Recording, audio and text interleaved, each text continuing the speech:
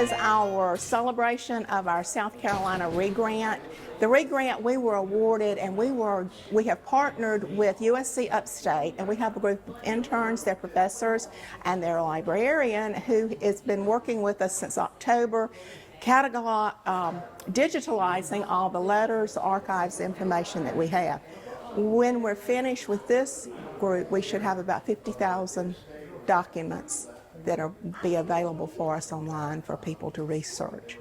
You know, when we purchased the building a little over a year ago, our goal is to be the state-of-the-art museum and research facility for the upstate. And we are well on our way. And so today, we're just sort of here to party and introduce everybody to what we're doing. How are these new documents being digitized and all expand what your capabilities are here?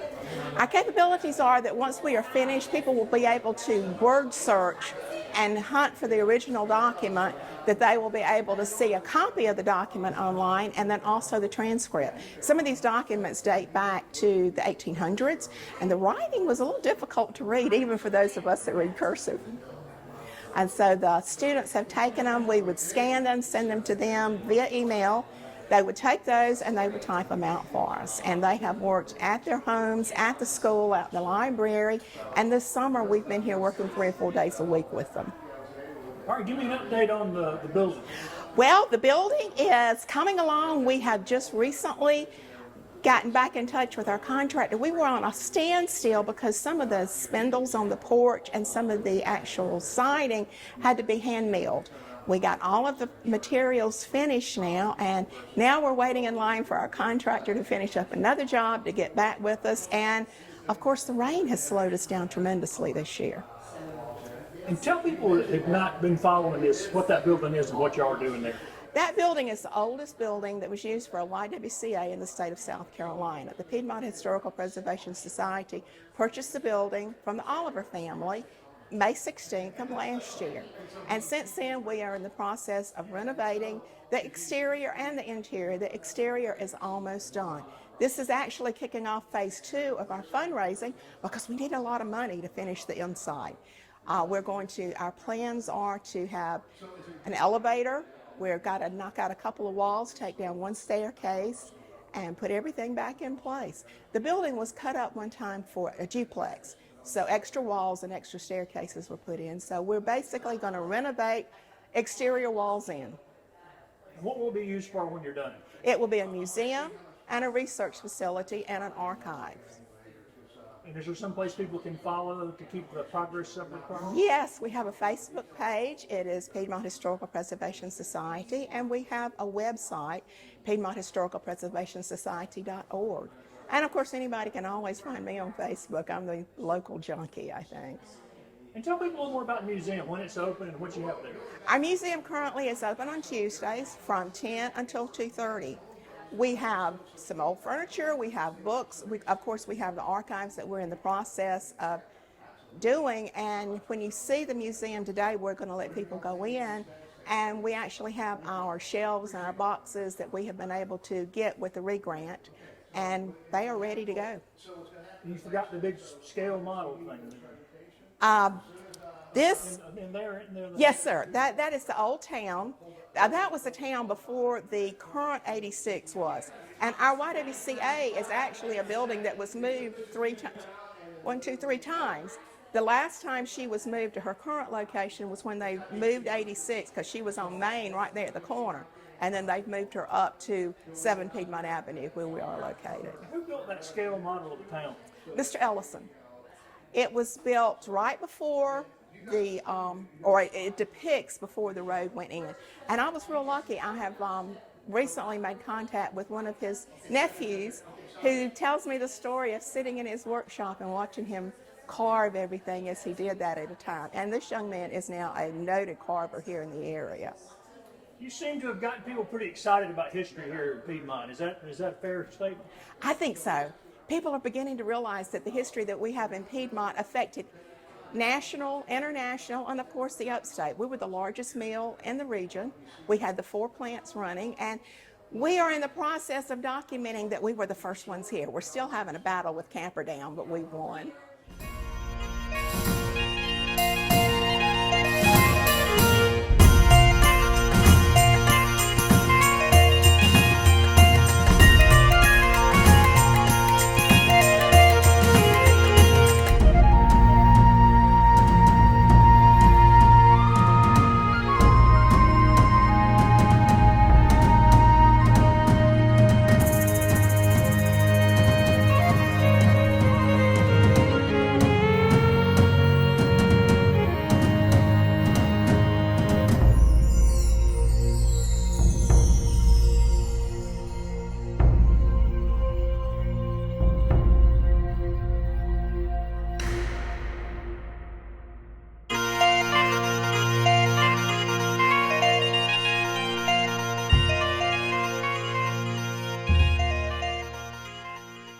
Last year, and we're going to talk about the regrant here. Last year, Ann, Charlene, and I, we went through and we applied for the regrant. And this was the South Carolina State Historical Records Advisory Board, and it's a Historical Records Regrant Program. And we received about $4,300. And so with that there, that money was to all these old documents that we have here. This was to actually process a portion of those there. And what we were looking to process was about, what's called 50 cubic feet of material. Later on, when we're done here, I'll have you all come on in here. We'll go through, and when you stop inside the museum here, I'll show you what that looks like now, what 50,000 documents looks like.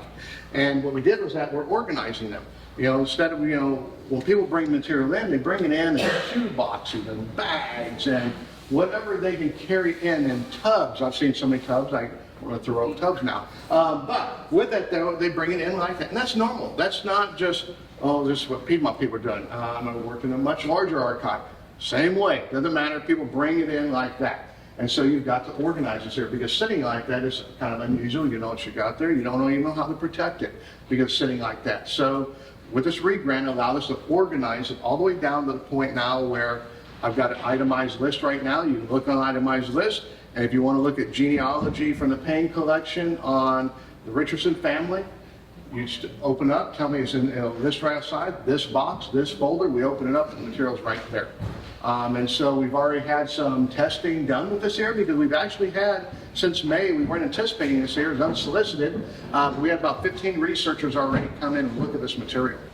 And so some from the college here, some literally off the street looking at it, some from actually the city planning for Greenville County. And so people are actually already using this material. And while we got the grant to organize this and make this material ready, that is not the final step. The final step is actually have people use it. That's the purpose of this here. And so we got this grant last year in September, and then we took around, and from September and through May, we went ahead and we've been working like fools, sorting and going through and figuring out what we want to do and how to itemize the stuff in some, you know, intelligent, intellectual manner so that you can find what you're looking for. And that takes time. It takes a lot of time. And with that, and it isn't just me and Charlene were working on it. There's three of us doing it. It literally took a village to do this here, to work on the village collection here. We had Joy Clark, Gwen Vance, Charles Garrison, Beverly Phillips, George Hammett, Ed Betterly, John Kelly, John Martinez, Chuck Davis, Samantha Boland, Paul Porter, Carolyn Reeves, Jorge Rubio, Jake Lawrence, Thomas Hersey, Mallory Stute, Lauren Henderson, Edwin Waters, Ann Merriman, and Tammy Pike. I mean, it literally took about 24 people over the last 6 months or so to do this job and complete it correctly. And so, and it was done really well. But with that there, the collections now, we have 4 collections, and they span from 1715 all the way up until the 2000s, so about 300 years of history in this local area here, which is phenomenal here. The collection consists of maps, handwritten letters, documents. We actually, George Hammett, who's a descendant of Henry Hammett, he brought in January Hammett's personal letters and his personal information and paperwork and documents. So we actually have the founder's personal records. We have what we call the railroad book, and you'll get to see the railroad book and some examples of what we've been doing with it. But the railroad book was Hammett's from 86 until 91, just for his death, of his day-to-day business letters that he was sending out to people, and to how the mill's done, how mill's operated, what you need for the mill, and they're working. His discussions, some things were not great, some things saying don't do that, do this, don't hire that guy. And so there's a lot of really interesting material there. And so this, again, like I say, has just been phenomenal with that there. And it's incredible. We've had 15 researchers since the beginning of May showing want to use this material. And that's what we really want. We haven't advertised yet. I can imagine as soon as we advertise, it's really going to fall in. And that's what we really want. You know, it's academic material. You just don't want to put it in a closet. No one wants to really give the material, you know, the family's history and then turn around and just show it. And this is not showing. This is making it available for the public. And they're already seeing it. And so with that there, these 50,000 records now have an itemized contents listing, which I'll show you all in the museum room when you all come in there. And as well as you can look up pretty much any type of material you want to tell you where it's at, what box, what folder. And soon, a lot of this material will also be online. Some of it already is online. And so, like I say, the other secondary effect we did not anticipate which was really incredibly surprising, was that we thought it'd take a few years to get someone interested in using this material. And Christina Griswold, who's affiliated with us here and works with cemetery research work, she turned around here and she introduced me to Professor Tammy Pike out of the upstate USC. And she's a professor there, teaches history. And me and Tammy talked last November. She said, hey, we'd like to digitize some of your letters that you have from the Margaret Payne collection. We did this here. And it went so well, by December, Tammy's saying, hey, what if we digitize more and I could have a classroom assignment on transcribing those letters there? And so they're transcribing material for us. So now it's word searchable text. And instead of the old, chicken scratch that Hammett was doing, not his writing, but none of us write well, which now word searchable text. You can read it faster, or you can just search it by word. If I want to see Hammett's talks about anything with China, you can pull up those letters and talk about his shipment or trade with China. And any other time material. We're halfway through that railroad book. It's about 500 letters. And so that was one project they did. The other project, that was for 3 interns, Mallory Stoop, Lauren Henderson, and Parker Ivan. And so the classroom had a separate project. Theirs was just to transcribe more Margaret Payne's letters, personal letters during the war. And from that work, Mallory and Lauren, and they built also what's called a LibGuide, a library guide. And this is now a virtual exhibit where they've actually written the history and added to the body of history. And so they're creating history from this material here that people now can actually research. And it's about Margaret's life and her relationship as a young girl dating a military man during World War II. And that has a lot of great information in that. And so now they got more projects. And so Ann Merriman from also the USC Library, she's become interested in, and so she's scanning some of these documents. She's also helped them build the LibGuides.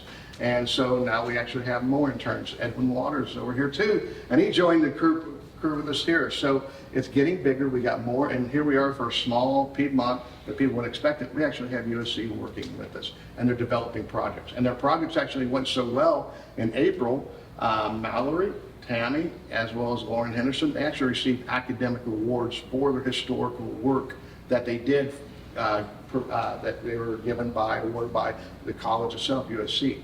So they're really doing great things with us there. We really appreciate, but they're now with Ann Merriman, they're scanning more work. They're putting more work together, and Tammy's actually doing more research. So there's going to be continuing projects with USC using our material. And as they use it, they're turning around and making digital copies for us, so we can actually have a digital version of all this material here. One, to preserve it. 2, we can put online. Makes it easy for everybody. So this READ grant has actually spurred all of that. And that's just one area. So we're hoping it continues to grow. We actually have about another 50,000 close to documents for another grant we're hoping to get. And as we get with that material there, we're hoping that it's going to, will double the size.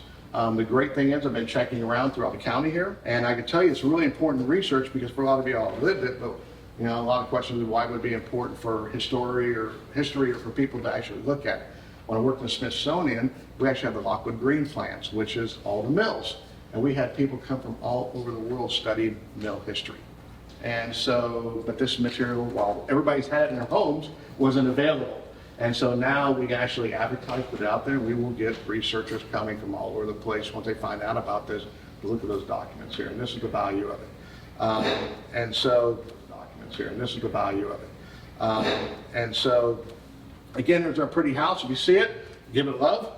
We appreciate it here. While we do need a large amount of money, it's the little money that makes the difference there. So, if y'all have ideas, hey, I've got an idea, we do this or do that, please let us know. Also, if y'all have documents, stuff like that in your homes from your mill, your families, stuff like that, and you're wanting to find a home for them, we will lovingly take care of them, and it'll just add to the body and the depth of this mill collection here. So we would appreciate that.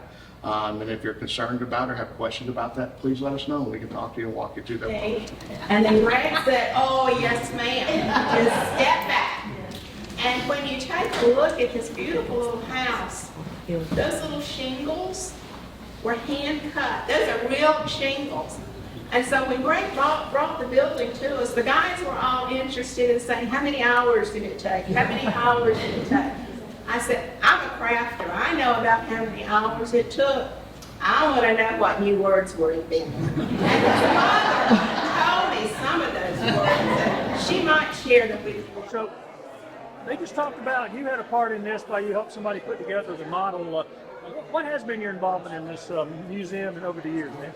Well, just different things. I mean, I grew up in Piedmont, so this building is very special to me. We had a clothing store right across the street that I grew up in, selling clothes to everybody in the community, and spent a lot of time playing basketball in this building. And Piedmont's just special. So I just know Greg from my travels at church, and I knew that he enjoyed doing this kind of thing as a hobby, and asked him if he'd be interested in doing it when I saw Charlene talking about it. So he took it to a whole level more than we ever thought. It's a beautiful You have a thing. pretty keen interest in history. What do you think about what's going on at the museum now? Well, I'm really excited about it, and obviously trying to help them do what I can to raise money and awareness for this community. A lot of people don't know Piedmont was one of the first mill villages in the state, and even the economic development shiny new toy of the 1880s, I guess you'd say. So people don't know that. This is more than just your region. This is a personal thing for you, right? Absolutely. My grandfather, Troy C. Davis Sr., worked at Piedmont Manufacturing before he decided to get into politics and go to the State House. But he was born here in Piedmont, raised a family here in Piedmont, and we're still here today. And this has been an important part of Anderson County for a long time, this area. It sure has. I mean, just to know that at one time Piedmont Manufacturing was the largest textile manufacturer in the world, not just in the United States, but the world.